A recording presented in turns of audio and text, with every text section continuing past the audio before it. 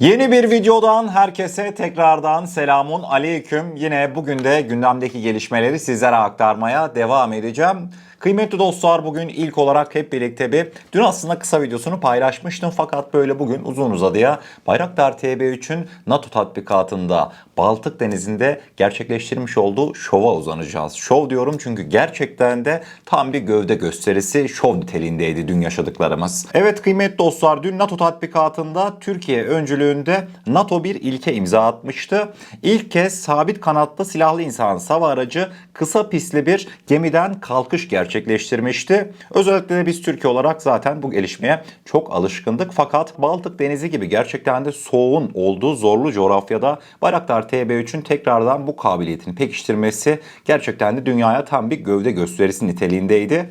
Özellikle de Bayraktar TB3'ün uçuşuna geçmeden önce hemen böyle asansör sisteminde bulunan karlar, buzlar dikkat çekmekteydi. Ve ayrıca Bayraktar TB3'ün kalkış yaptığı TCG Anadolu pistinde, güvertesinde buzların olduğunu da söyleyebilirdik. Bayraktar TB3'ümüz Roketsan üretimi milli mühimmatımız Mamle'yi salvo atışla 2 kere ard arda hedefine isabet ettirmişti. Daha sonrasında ise Bayraktar TB3 buzlanan güverteye güvenli bir şekilde inişini gerçekleştirmiş oldu.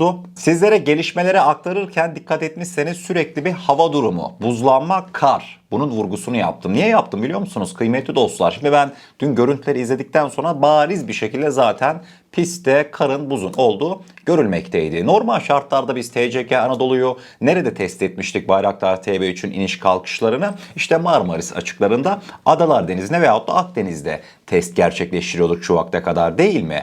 Kıymetli dostlar, Baltık Denizi'nde Bayraktar TB3'ün dün gerçekleştirmiş olduğu iniş kalkış ve ardından mühimmatla hedefleri vurma testinde hava durumunu sizler için araştırmıştım. Hava kaç derecedir acaba dedim dün. Dün Baltık Denizi'nde hava -5 dereceymiş. Zaten yapay zeka sorduğumda denizdeki ortamdan dolayı hissedilen daha da düşüktür diyordu. Yani -10 gibi bir rakamdan bahsediyoruz. Mevzuya gelir misiniz? -10 derecede, şimdi sizlere soruyorum. Yerde kar var, pistte. Devamında pist zaten parıl parıl parlıyor, cam gibi. Sizce o zeminde buz yok mudur? Buzlanma yok mudur -10 derecede? Kendi günlük hayatınızdan bir düşünebilirsiniz. Yani -10 derecede sabah, yani dışarı çıktığınızda veyahut öğlen saatlerinde dahi buzlanmalar olur. Kıymetli dostlar, buradaki mevzu şu: Bayraktar TB3 buzlu bir zemine bile bakın nasıl tıkır tıkır iniş gerçekleştirmiş.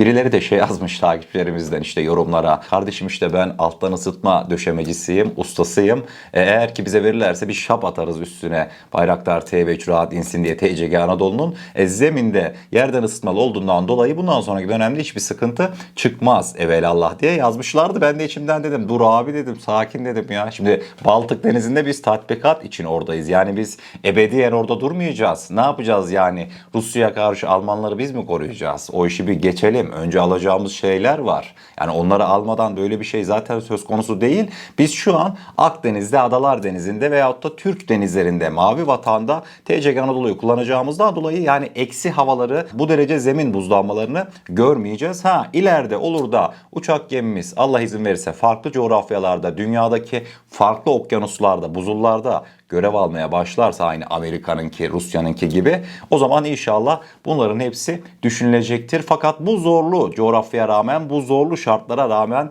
Bayraktar TB3'ün bu inişi gerçekleştirmesi ve tüm NATO subaylarının karşısında gerçekleştirmesi takdire şayandı. Şimdi bir de mevzunun bir başka tarafı var. Kıymetli dostlar, Bayraktar TB3'ün bu görev almış olduğu ilk operasyon var ya NATO tarihindeki, Türkiye açısından çok önemli. Niye biliyor musunuz?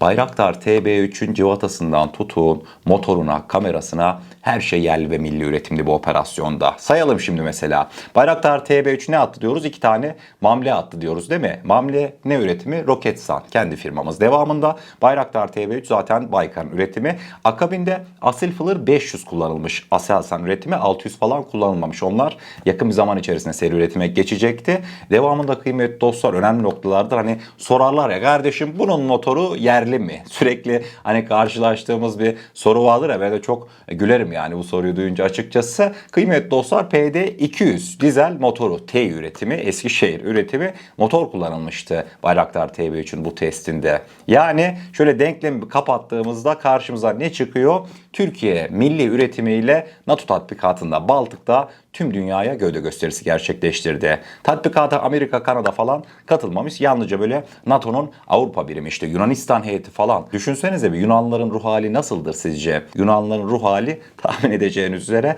berbat. Hani kedi uzanamadığı ciğere mundar bu dermiş ya. Yunanlılar tam o şekilde şu an. İsterseniz karşımıza bir gelsin o görüntüler. Yunan basını nasıl saçmalamış hep birlikte öğrenelim. Evet kıymetli dostlar, eğer ki modu morali düşük olan varsa eminim ki bu haberi gördükten sonra bugün keyfi yerine gelecek. Çünkü böyle bir komik haberi daha öncesinde belki görmemişsinizdir. Dün tüm dünya Bayraktar TB3'ün NATO tatbikatında gerçekleştirmiş olduğu ilki konuşurken Yunan basınından direkt TUS görmüş olduğunuz şu başlığı atmıştı. NATO tatbikatında TCG Anadolu'dan kalkan Bayraktar TB3 insan hava araçları Ege Denizi'nde Yunanistan için kolay hedef, düşük hıza ve zayıf öz savunmaya sahip diye bir başlık atmışlardı. Haberin detaylarına indiğimizde işte NATO himayesinde Almanya'da yürütülen Steadfast 2026 tatbikatında Bayraktar TB3 başarılı nokta atışı bir operasyon yaptı diyordu Yunan basını. Buraya kadar her şey normalken kıymetli dostlar, asıl komedi şurada başlamıştı. İşte Yunanlar diyordu ki normalde Türkler TCG Anadolu'ya uçak konuşlandıracaklardı fakat S-400 programından dolayı F-35'lerin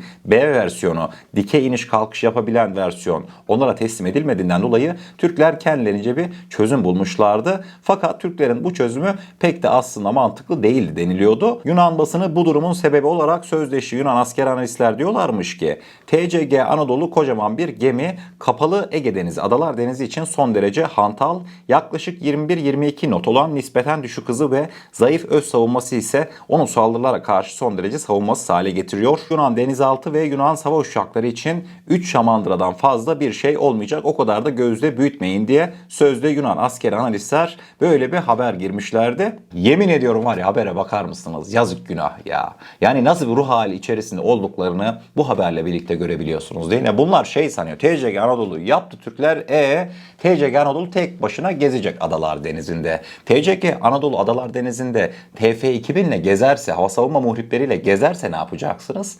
Hiç o tarafı düşünen yok. Niye? İşlerine gelmiyor. Bunlar da bir yandan haklı. Yunan halkına başka türlü nasıl açıklama yapacaklar? Ne diyecekler? Türkler gittiler işte bizim de katılmış olduğumuz, Yunanistan'ın generallerinin katılmış olduğu bir tatbikatta dünya üzerinde bir ilki gerçekleştirdi. Bizim generaller de affedersiniz uzaktan böyle aynı trene bakar gibi izledi mi yazacaklar. Yunan-İsrail basının da bugün sabah saatlerinde öyle Bayraktar TB3'ün TCG Anadolu'dan bir ilki gerçekleştirmesi falan daha haber girmemişlerdi. Çünkü niye? Gerçekten de ciddi bir şey başardığımızdan dolayı ve buna kendileri de şahitlik ettiğinden dolayı bu haberin kendi kamuoylarında olumsuz bir etki yaratacağı düşüncesiyle büyük ihtimalle kendi artık iletişim başkanlığı benzeri oluşumları bu haberlere ilk aşamada yasak getirmişti. Bu konuda benim dikkatimden kaçmamıştı diyorum ve devamında kıymetli dostlar ikinci konu başlığımızda Almanya'daki NATO tatbikatından hop İsrail'e uzanacağız. İsrail Başbakanı danışmanlarından olan Şaygal'ın Türk Hava Kuvvetleri ve Milli Muharip Uçak Kaan hakkında yapmış olduğu açıklamalar bayağı bir gündem olmuştu. Kıymetli dostlar, Şaygal ilk olarak Somali'ye Türk F-16'larının konuşlandırılması konusundan bahsediyordu. Diyordu ki F-16 jeti onlarca yıl Batı kontrolünün bir sembolüydü. Geçtiğimiz hafta bu önerme Mogadishu'da çöktü Somali'de. Türkiye terörle mücadele adı altında Amerikan manşeyle F-16'ları Somali'de uçurdu. ABD kendi hava güçleri için kuralları hala uyguluyor mu? Yoksa Ankara Amerikan uçaklarının kısıtlama olmaksızın istediği yere konuşlandırabileceğini gösterdiği için bir takım kurallar artık sadece kağıt üzerinde mi kalıyor? F-16 paradoksu S-400'den bile daha önemli. Türkiye Batı'nın sessizliğini operasyonel bir yetenek haline getirdi. Mesela artık F-35'lere erişim falan değil, Türk F-16'ların operasyonel serbestisinin ne kadar hızlı biçimde engellenebileceğidir. Bu işlere ilişkin kararlar başkanlık görüşmelerinde Beyaz Saray'da değil, Kongre, Pentagon, Dışişleri Bakanlığı ve lojistik zincirinde Atina ve Kudüs'ün zaten orada olduğu bir ortamda alınıyor diyordu. Son olarak da Milli Muharip Uçak Kaan'ı Türkler İran veya Rusya'ya değil İsrail'e karşı, yani bize karşı kullanacak diye açıklamalarını sonlandırmıştı. Şaygal'ın açıklamalarında bence dikkat çekici iki unsur vardı. Onlardan bir tanesi Türklere F-35 verilip verilmemesi mevzusunu bir kenara bırakın. Türklerin Amerika Birleşik Devletleri'nden almış olduğu F-16'ları dünyanın istediği noktasına kendi çıkarları için konuşlandırabilmesi F-35 mevzusundan bile daha tehlikeliydi diyor. Yani Amerika buna bir tepki göstermeli. Amerika Birleşik Devletleri işte F-16'yı aldın sen zamanında bizden, öyle kafana göre istediğin her yere konuşlandıramazsın diye Türkiye'ye nota uyarı vermeliymiş. Şaygal bunu söylüyor. Devamında da Milli Muharip Uçak Kaan'ı Türkler Rusya veyahut da İran'a karşı değil bize karşı kullanacak diye açıklamalarını sonlandırmıştı. Milli Muharip Uçak Kaan'da maşallah harıl harıl çalışmalar devam ediyor. Sizlerle paylaşmıştım. 3 adet Kaan nasıl böyle şıkır şıkır maşallah nasıl parıldıyordu değil mi kıymetli dostlar? Haluk Görgün ziyaret gerçekleştirmiş TUSAŞ tesislerine ve ziyarette bazı dikkat çekici kısımlar da vardı. Yani mesela Milli Muharip Uçağı Kaan'ımızın elektrooptik sistemlerle donatılmış versiyonlarını görmüştük. Devamında şimdi süreç nasıl işleyecek? Kıymetli dostlar bir tane prototip kenara ayrılacak. O görmüş olduğunuz 3 tane prototip vardı ya. Ona işte yıldırım testleri, rüzgar testleri, uçmadan bir sürü test yapılacak. Hani rüzgar hava türbini yaptırmıştı ya TUSAŞ kendi tesislerine bu testleri gerçekleştirebilmek için. Yani bir tanesinin canını okuyacağız. Çok yoracağız, yükler bindireceğiz bir prototipe. Diğeri ise Allah izin verirse Haziran ayında uçacak olan prototipte. Bir tanesi zaten bizim hani gönlümüzdeki yeri ayrıdır. İlk uçuşu yapan Kaan. Yine Milli Muharip Uçak Kaan'ımızın ilk prototipinde de gelişmeler, değişimler gün be gün devam edecek. Bugün son olarak da kıymetli dostlar Kaan mevzusu açılmışken son gelişmeleri de sizlerle paylaşmak istedim. Parantezi kapattım. Hep birlikte bir tekrardan İsrail basınına gideceğiz. Kıymetli dostlar İsrail basını bu kez de manşetlerine Cenk füzesini almıştı. Cenk füzesi bileceğiniz üzere zamanında duyurulmuştu. Herhangi bir gelişme falan daha sonrasında hiç paylaşılmadı kamuoyuyla. Fakat Cenk füzesinin özellikle de artı 1500-2000 kilometre hızlara sahip bir hipersonik füze olduğu tahmin edilmekteydi. İsrail basını garip bir şekilde bugün Cenk füzesini gündeme aldı. İsrail basınında Cenk füzesine ilişkin şunlar yazılıyordu. İsrail için yeni bir tehdit gelişiyor. Türkiye 2000 kilometre menzilli balistik füze geliştirdiğini açıkladı. Türkiye'nin 2000 kilometre menzilli füzeler geliştirdiğini açıklaması Cenk programından bahsediyorlardı. Bağımsız caydırıcılık kapasitesine sahip bir bölgesel güç olma hedefinde önemli bir adım. Bu gelişmenin arkasında Türkiye için güvenlik alanında bağımsızlık, stratejik caydırıcılık, hipersonik teknolojiye geçiş ve benzeri motivasyonlar yatıyor. Proje İsrail için füzelerin menzillerinin İsrail topraklarının tamamını kapsaması, güç dengesinde değişiklik, düşmanca söylemlerin artması, bölgesel silahlanma yarışı başlatması ve benzeri tehditleri doğuruyor. 2026 yılında Türkiye'nin gelişmiş balistik füzelerinin seri üretime geçmesi bekleniyor. Bu da teorik tehdidi sahada operasyonel bir gerçeğe dönüştürecek diye İsrail basın haberini sonlandırmıştı. Size bir şey diyeyim mi? Bunlar boşu boşuna böyle haberleri girmezler. Bir şeylerin kokusunu almış olabilirler. Onu belirteyim. Şimdi önümüzdeki hipersonik programı nasıl işleyecek bileceğiniz üzere Cenk füzesini falan bir kenara bırakın. O sığır gibi, hayalet gibi bir füze. Yani belki de Cenk füzesini bir kere kullanacağız, tam kullanacağız. Öyle test atışları falan belki de yayınlanmayacak. Onu belirteyim ama önümüzdeki süreçlerde çok yakın bir süre içerisinde Tayfun Blok 4 ilk hipersonik füzemiz Blok 4'ün ilk atışının yapılması beklenmekte. Allah izin verirse çok yakın bir süre içerisinde Tayfun Blok 4 atışı gerçekleştirilecek. Artık ne zaman kamuoyuna duyurulursa inşallah o atış anlarında hep birlikte seyrederiz. Kıymetli dostlar bugün haberlerimizin sonuna gelmiş oluyoruz. Eğer kanalımıza ilk defa gelmekteyseniz kanalımıza abone olarak bizlere destek olabilirsiniz. Videomuza gerçekten beğenmişseniz aşağıda bulunan beğen butonuna basarsanız bizleri oldukça mutlu edersiniz. Kendinize çok iyi bakın. Allah'a emanet olun. Her şey istediğiniz gibi olsun. Sağlıcakla.